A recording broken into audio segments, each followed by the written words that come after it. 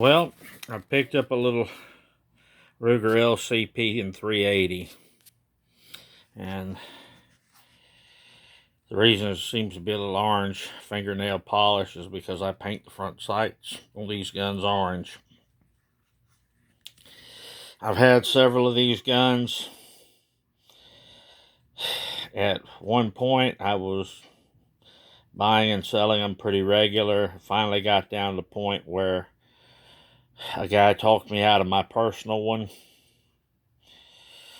So it's no big secret I don't particularly care for the 380 round.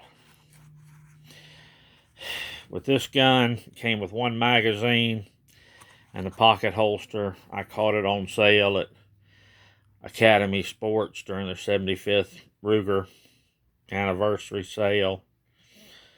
Got it for a little under $200 out the door. By the time all my discounts got figured in, I felt like that was a good price. Where I felt like they burnt me was $35 for the spare mag.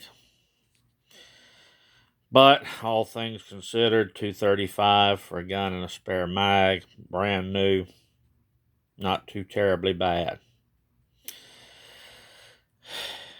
We have to accept some things, that it's far better to be armed than not be armed. And this is where these little pocket rockets come in. This one's loaded with the Hornady 90 grain XTP bullets. I've gotten reasonably good performance out of these in the past. You get about 2/3 the power of a snub nose 38 or one of the new micro 9mm that are all the rage. So, what use do I have for this gun? Well, it's very narrow, and because of its small size, it allows me to carry this where in some cases I would not be able to carry another firearm.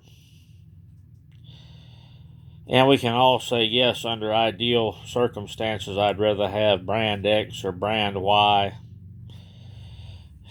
in a much larger service size gun.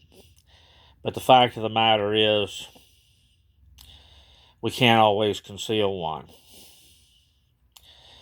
And there is something to be said for the convenience of being able to drop this one in your pocket and it not be noticeable, either with the size nor the weight. Gives you 6-in-1 in the gun, so it's a total of 7-round capacity. These guns tend to be really reliable. So, as far as this gun, mainly going to be a city gun when I can't carry anything bigger.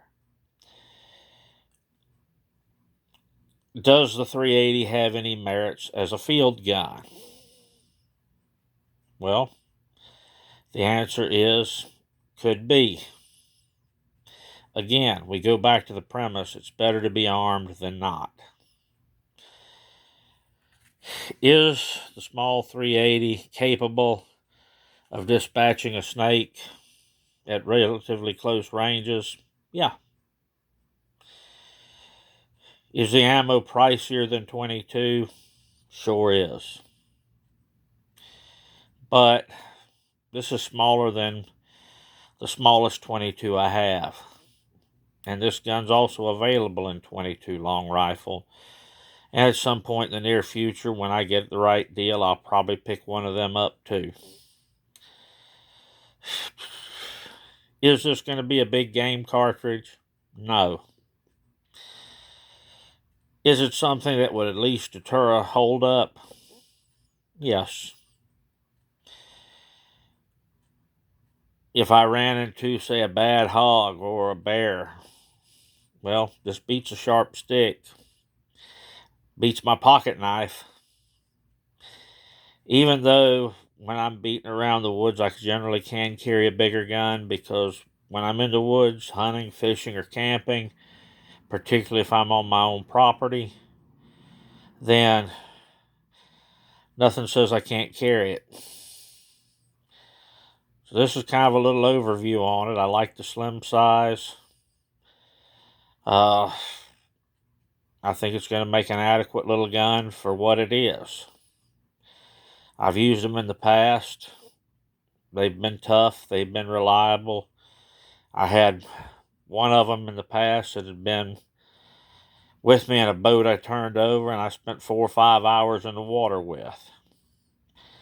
When I got it home, shook the water out, and it ran both magazines. Carrying a 380 is not the cure-all, end-all, but it beats not being armed at all. And it's something you can slip in your pocket. We also have to consider the popularity of it. Does a popular cartridge necessarily mean it's a good cartridge? No. But given the price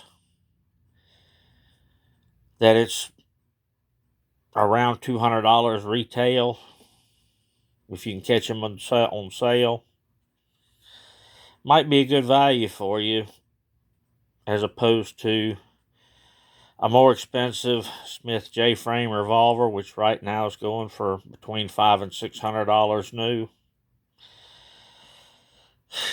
Do you lose horsepower? Yes.